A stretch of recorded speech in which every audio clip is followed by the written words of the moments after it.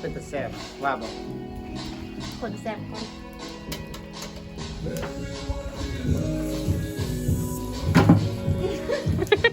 ตายเห็นเพิ่นเป็นยูทูบเบอร์ เขาสิไปสัมภาษณ์เนาะเพิ่นอยู่จังได๋เป็นจังได๋เนาะมันเลย หนาวว้าวดูมันเนี่ยอยู่พี่มันอยู่พี่สบายดี สบายดี เป็นจังได๋ดีไงได้ยินคำว่าส่งเนื่องติดโควิดบ่ โบแมนละ อันนี้บ้านเนี่ย เบียงทอง เบียงทอง ส่วนแรกเขาเป็นเบียง บ้านเวียง น้ำตัวกันสาว สบายดีครับเจ้าซื้อน้องน้ น้องน้ำนี่ ำยิ้มหวาน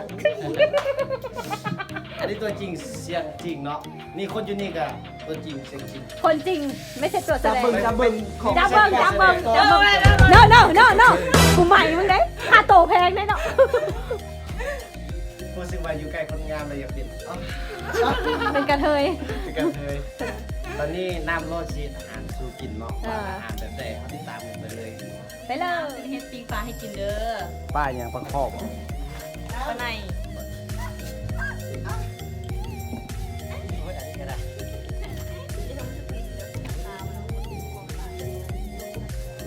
เกี่ยวสมุน มันเป็นน้องมวยตัดมาลงมาตลาด จะกลัวมันจริงออกหัวเลือดตลอด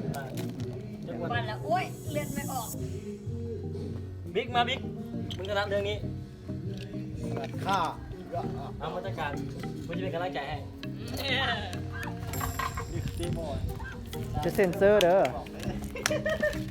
ดีบอก นี่นะพันตัวจากดีเจมาเป็นคนลกเป็ด จ้างลูกเป็ด นี่พ่อครัว อันนี้ก็ผู้เฮ็ดเวียกเนาะหลายที่ตนแล้วเอาเบิ่งภาพหลังเบิ่งหลัง กินแล้วบ่จัก จังมันมีคนสวยเลยคนก็เป็นแต่แซ่บขนาดที่คนปากลายสิได้ยังงามอยู่เนี่ยป่านี่นะเป็นแต่แซ่บนี่นะ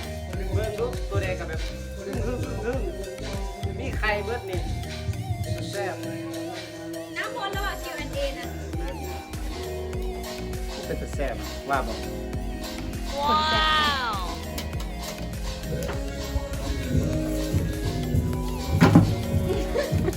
น้ำเบิ่งปิ้งป่าไว้ปิ้งป่า บ่เบิ่งกูเนี่ยว่ะ ส่วนนี้ตัดออกเด้อฮูบูนี้เด้อตัดออกบิลิกซิต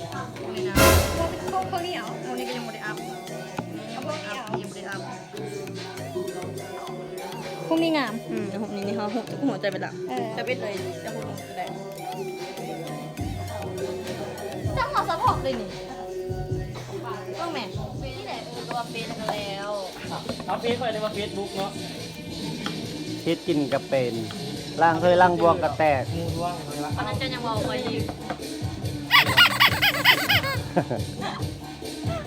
เห็นตอนไหนวะ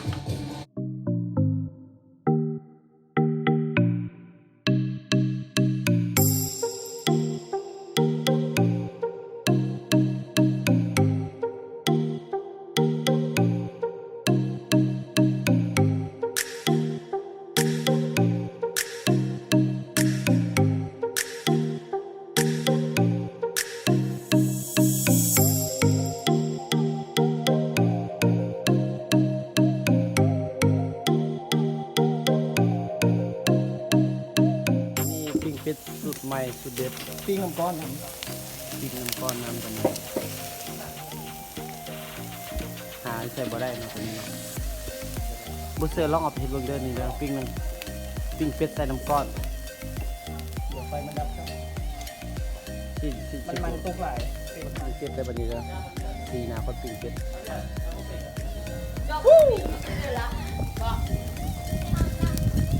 เบิ่งสิบ่รอด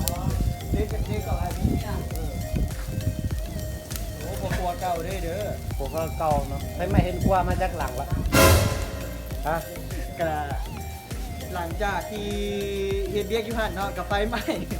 กระบะ หลังที่สอง หลังที่สองที่เป็นหลังนี่ โอ้พวกพวกเก่าเนี่ยบ่ธรรมดาเนาะตำนาน ตำนาน เป็นที่จารึกเนาะจารึกไปไม่ขึ้นความมาหลายหลังเกิน ว้าว บ่แม่นเบียร์เด้อบ่แม่นแอลกอฮอล์อันนี้คือโออิชิมันน้ำอ้อย ต้องต่ำกันมึงดูโอ้คือคนกินเบียร์เนาะ เฮ้ยหวานเลย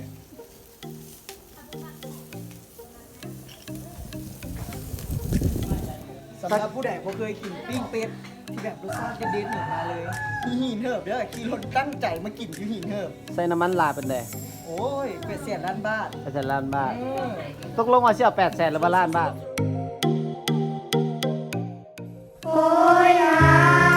ความรักความเมตตา แพงดิไปอยู่ผู้เดียวเนาะแพงดิ ลามาเนี่ยครับต้องมีสีไทย เป็นนั่นแหละกินเบียร์ผู้เดียวบ่โอ้ย อีโบอีห่าเลย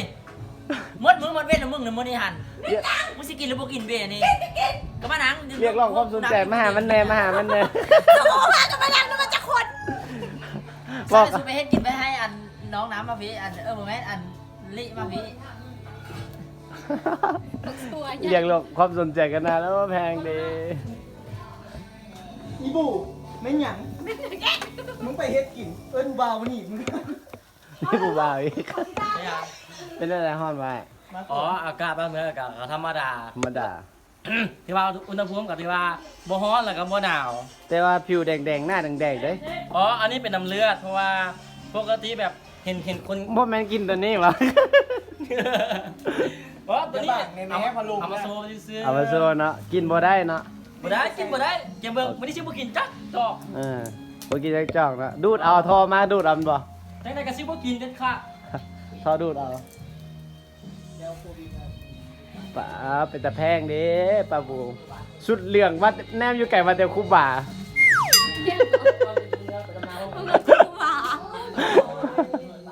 แนมมาแต่ไก่มาแต่คูบ่าเด้ คนที่เจ้าบ่แค่ฉันใจแย่แต่อยู่นำเขา โอ้สุดหล่อเขามันแล้วนี่ซื้อหยังก็ สิกุลิ ซื้อปูรีเนาะน้องสาวเฮ้ยน้องชายของสาวนะตบเกียร์ขึ้นน้องชายของสาวนำนะ ตัวเองบ่อัพลง โอ้เป็นตาแซ่บแท้ อัพแล้ว คนหันไหวอีกแล้ว ป้ายแล้ว ขาเป็ด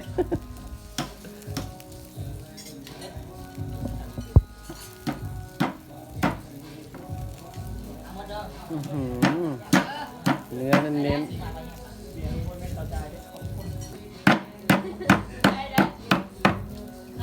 ขนาดฟักเคียงยังน่าหักซ้ำนี่แล้วน้ำเอ้ย ปักจะได้ซ้ำไหนเนาะอันหนึ่งเนาะ ขนาดฟักเคียงยังน่าหักซ้ำนี่ ปักจะได้ซ้ำไหนเนาะ กระลับกระลับ ตับมาเด้อ เป็นอันใดปิ้งเป็ดนี่โอ้เป็นแต่แซ่บนะ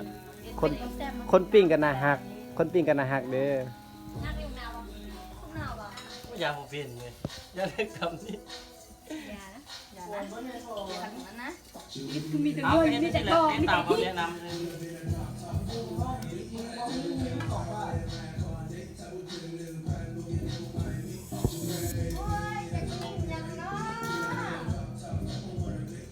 แม่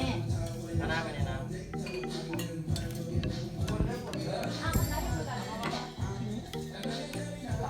เย้เป็นแล้วนั่งค่ะ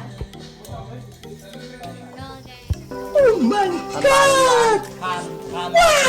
วัลตอนนี้อาย เคลียร์เก็บว่าไม่เคลียร์